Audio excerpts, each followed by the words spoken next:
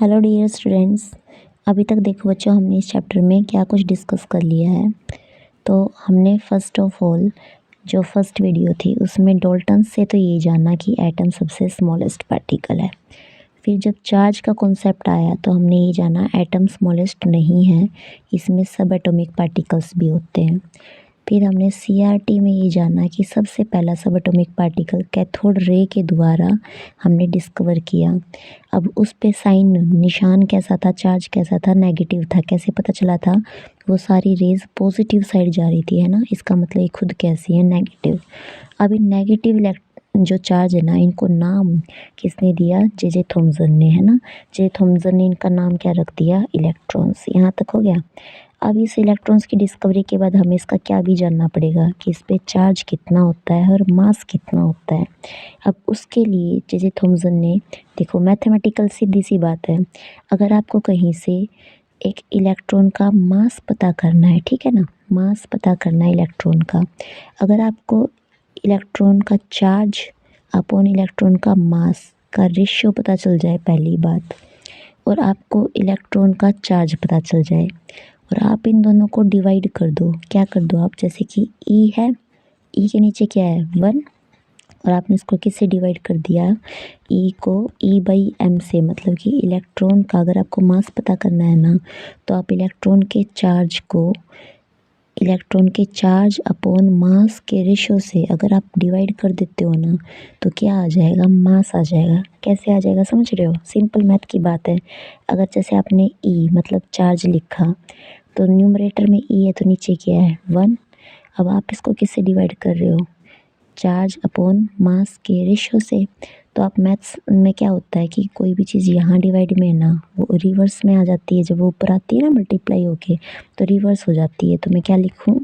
मैं लिखूँ ई अपॉन जो आपका ये, एक सेकेंड, हम क्या बता रही हूँ मैं आपको कि जैसे ई अपॉन 1 था, और जब आपने इसको रिवर्स किया तो m अपॉन ई हो गया, है ना।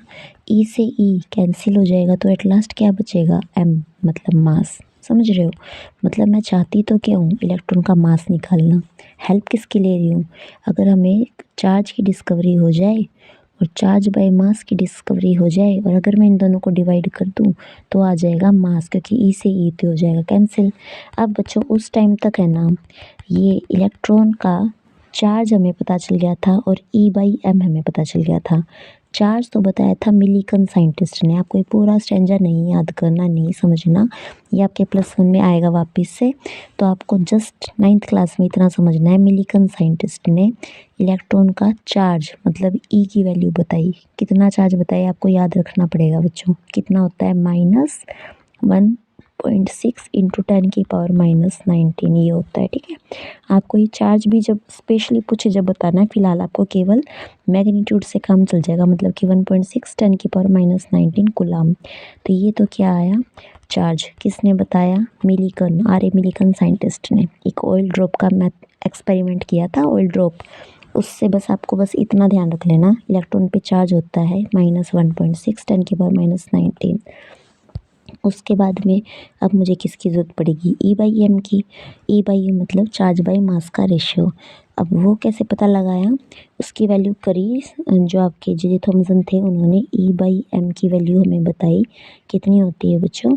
तो 1.76 × 10⁻11 कूलम पर किलोग्राम ये होती है, ठीक है ना। 1.76 मल्टीप्लाई 10⁻11 कूलम पर किलोग्राम। ये भी कैसे आया आपको ऐसा एक्सप्लेनेशन नहीं करना, जस्ट वैल्यू याद करनी है।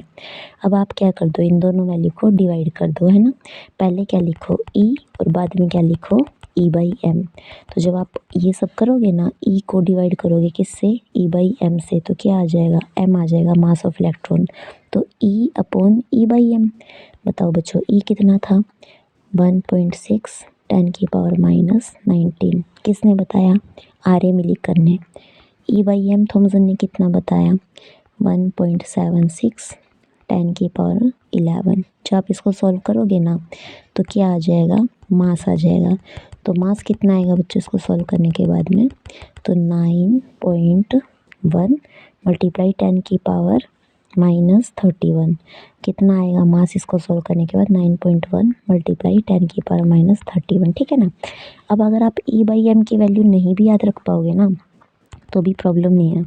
आपको दो वैल्यू बहुत अच्छे से याद करनी है। एक तो इलेक्ट्रॉन का चार्ज, एक इलेक्ट्रॉन का मास।